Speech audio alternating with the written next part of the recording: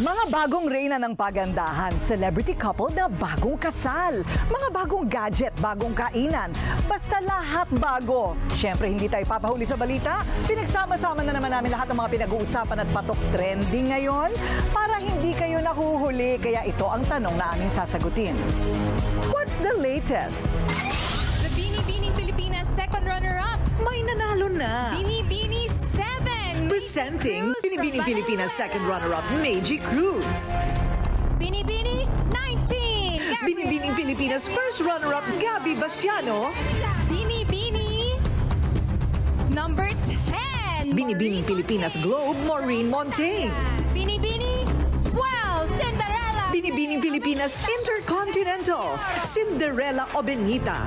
Binibini number 1. Binibining Grand International, Samantha Panlilio. Binibini 17. Hannah. At Binibining Pilipinas International, Hannah Arnold. Crowning this year's winner is Binibini. Sila ang Binibining Pilipinas 2021, Beautiful Six. Talagang nakakabilib ang mga natatanging Binibining Pilipinas. At sa likod ng kanilang beauty and brains, may mga bago pa tayong malalaman sa kanila. Hidden talents at achievements na kanilang ipinagmamalaki. Gaya na lang ni Hannah, siya pala'y isang sleep scientist. What does a sleep scientist do? So as a sleep scientist, I watch people sleep. Okay. It sounds a little creepy, but it's for their health and so that I can figure out what treatments they need. Si Samantha naman, maliban sa naging volleyball player at ngayon beauty queen, isa din palang negosyante. I was raised a businesswoman, so I used to attend my dad's business meetings ever since I was 5. So I was really trained to be in that industry. However, I'm trying to venture out on my own and start my new bath business and also start a cafe. Habang si Cinderella, proud scholar ng bayan, libre pa lang naging kanyang edukasyon, kaya proud na proud din ang kanyang mga magulang. I think siguro because I was surrounded also by scholars at home. So parang na-encourage ako to just read books and then to study for the exams. And then also Miss Karina, sa school kasi when you represent your classroom, you get points. And then I was motivated by that. Si Maureen naman, sa maniwala kayo'y hindi magaling na mananahi. Siya mismo ang gumagawa ng mga damit niya. At sa katunayan, siya ang gagawa ng sariling national costume na ipanlalaban niya sa Miss Globe. A lot of people don't know that I sew. So over quarantine, I was out of work and I needed some passion and some purpose. So I bought a sewing machine and started making my own clothes. And it's been a really beautiful, creative process for me. And I hope to start selling some of my designs soon and be very hands-on for my national costume design and bring that element into pageantry. Ang maladyosang si Gabby naman sa likod ng kanyang mahinhin na personality, may natatago palang pagka-sporty, ang kanyang newfound love, wakeboarding. Di ba mahirap gawin yan? Pag tangitangkad mo, girl, paano ka balance? Well, at first, pag titingnan mo siya, medyo mahirap siya. Pero pag nandun ka na, kailangan mo lang talaga ng trust sa self mo, na kaya mo talaga siya.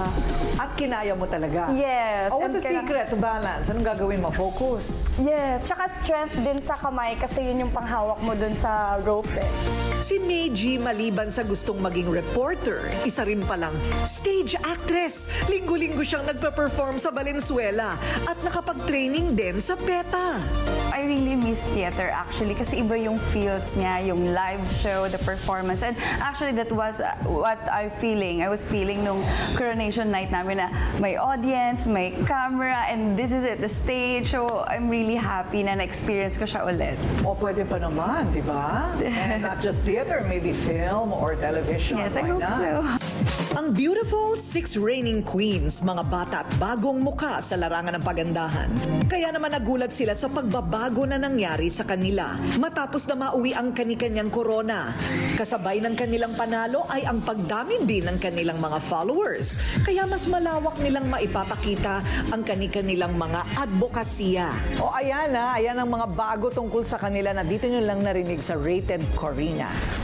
Mula sa pinakabago sa pagandahan, pumunta naman tayo sa latest na pasyalan dito sa Makati. Isang Korean spa pala ang ma-experience mo dito.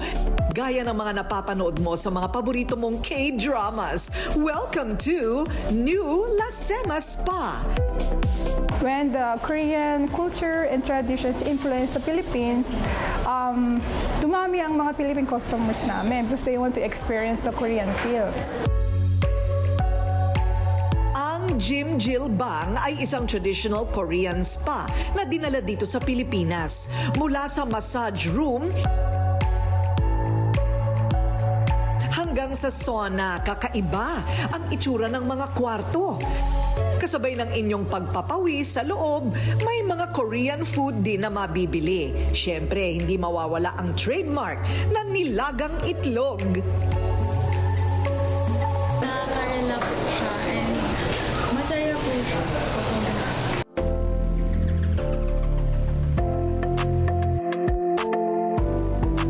Sa mga K-pop lovers and K-drama lovers, bakit pa tayo mag-spend ng napakamahal na pamasahe para lang pupunta sa Korea?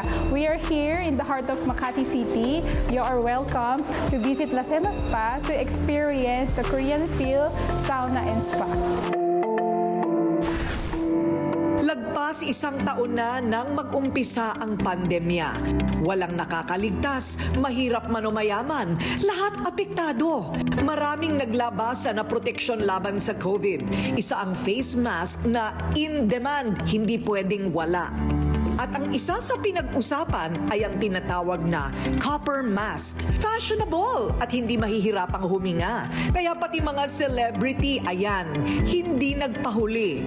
Ngayong patuloy ang pagdating ng mga bakuna sa bansa, paalala ng mga otoridad, huwag pa rin magpapakakampante at doblihin pa rin ang pag-iingat. For one, we don't have vaccines in everybody. And number two, the vaccine coverage rates are lower. And we're not still sure to what extent vaccination protects against the ability to be infected. O ayan ha, narinig na ninyo mula mismo sa isang dalubhasa, mula sa World Health Organization, ang katotohanan na hindi porke tayo'y bakunado na, tayo ay ligtas. Ang bakuna ay nagbibigay ng kasiguraduhan na hindi tayo magkakaroon ng komplikasyon o mamamatay. Pero hindi pa 100% na tayo'y protektado sa impeksyon. Ayan, so kailangan maging maingat pa rin at kailangan suot pa rin ang mask habang hindi pa natin naiintindihan at nakakasiguro tayo sa virus na ito. So ang tanong, ano ba ang pinakamahusay na uri ng mask na pwede mong suotin? So ito, tignan natin at pag-aralan itong napakagandang mask na ito. Kung ito ba ay nakakasigurado ng proteksyon mula sa virus. Kaya kung pang-araw-araw na face mask na safe at fashionable ang hanap mo, alamin natin, ano bang meron dito sa copper mask? So pinag-aralan po ninyo mabuti, Doc Vico, ang mask na ito. Itong copper mask, pinag-usapan ng husto ito. Pero ito'y new and improved na hindi lang daw nakakapigil ng virus makapasok, kung hindi nakakapatay pa ng virus. Paano napapatay ng copper mask yung virus? For centuries, ang copper po ay napatunayan na may kakayahang pumatay ng mga bacteria and viruses. Noong unang panahon, nagkaroon ng mga pandemics din. At yung mga Europeans, mga Chinese, naghanap sila ng isang paraan kung paano mapapatay itong mga bacteria and viruses. Dito po sa copper mask, meron po itong copper strands. Infused copper strands. Million po itong mga nakalagay po dito. Pumapatay. Opo, ng bacteria and viruses. Andito po yung copper strands, andito po sa film. Yung mga screen po ninyo sa bintana, ganun po ang pagkakaayos niya. Hindi po nyo makikita masyado kasi po very fine at na perfect po ito ng Korea. At para masigurado na ligtas gamitin ang copper mask, dumaan ito sa masusing clinical laboratory test sa mga certified lab testing facility mula China at Korea. Bakit nga ba copper mask? Sinuri ito sa tinatawag na viral filtration efficiency o kakayanan na humarang ng common bacteria at virus ng up to 99.9%. Ang copper mask antimicrobial film ay may antibacteria properties na 99.9 nakakapatay din ng bakterya. Safe din ito dahil walang na-detect na mga harmful chemicals at heavy metal na papasok sa iyong paghinga. Higit sa lahat, kamakailan lang, napatunayan na may kakayanan din itong pumuksa ng coronavirus up to 99% sa loob lang ng 2 oras. Kaya walang duda, safe gamitin ang copper mask mula sa pagpasok mo sa opisina o maging ikaw ay mag-e-exercise. Kasi sabi nila, Doc, uy, masama daw pagka nagja-jogging ka, nasa treadmill ka, tumatakbo ka ng may mask kasi daw yung oxygen mo, masusulasok ka. So, ano naman ang katotohanan doon?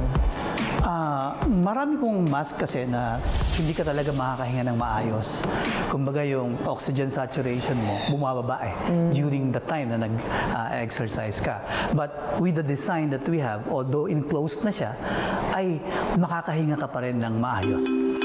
Maraming kulay na pagpipilian ang all-new copper mask na fully enclosed na. Yan ang bago. May special breathable non-woven filters ito para hindi mahirap ang paghinga at safe na maharang at pumatay ng mga bakterya sa droplets na pwedeng magkalat ng sakit. Kahit ikay bakunado na, huwag pa rin pakampante, isipin ang kaligtasan mo at ng ibang tao.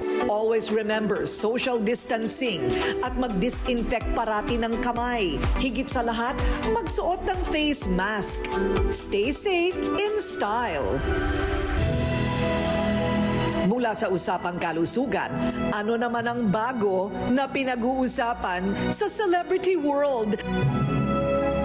Ang bagong kasal na sina Mr. and Mrs. Dave and Ara Almarines. Si Dave, isang negosyante at public servant. Si Ara Mina naman, isang award-winning actress. Magkaibang mundo, pero itinadhana at ipinagtagpo. Paano naman kayo nagkita at unang nagkatinginan? Invited namin siya, then nantay namin din late. So 5 minutes after, so natapos na yung event. So bago siya dumating, tapos na wala ng tao.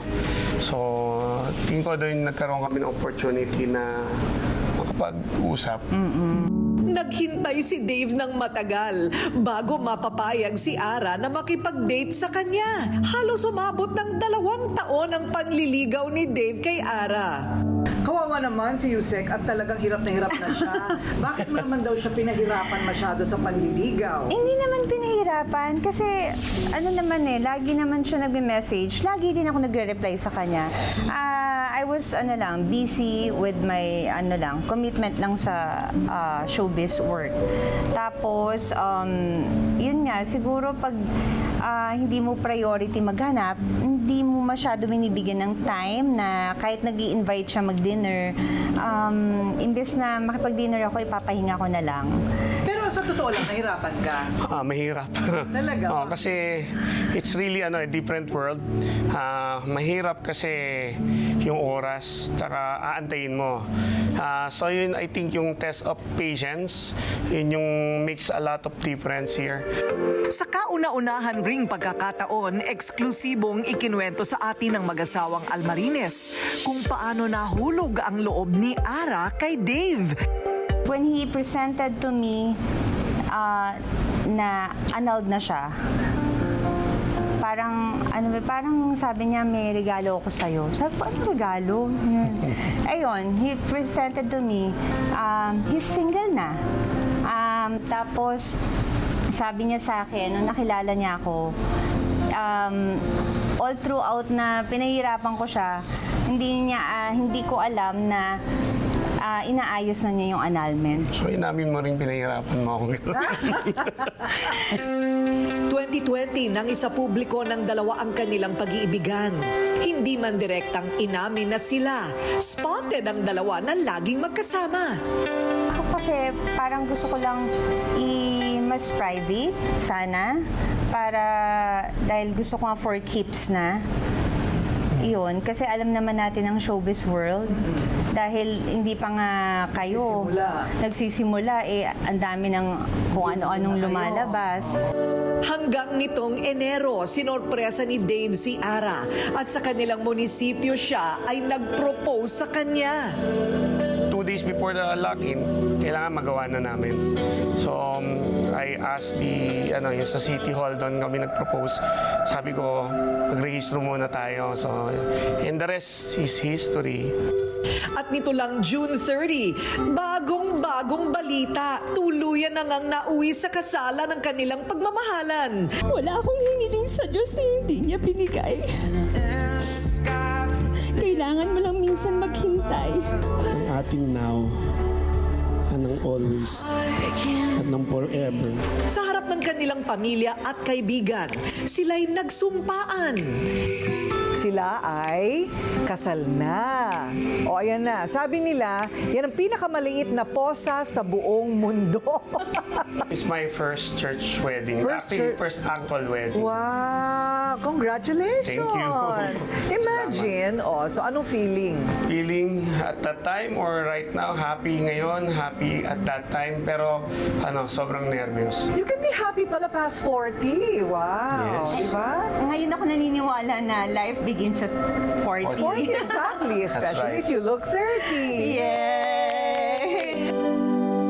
Pinaplano na rin nilang magkaroon ng baby kahit pareho silang busy. Magkaka-baby. Of course.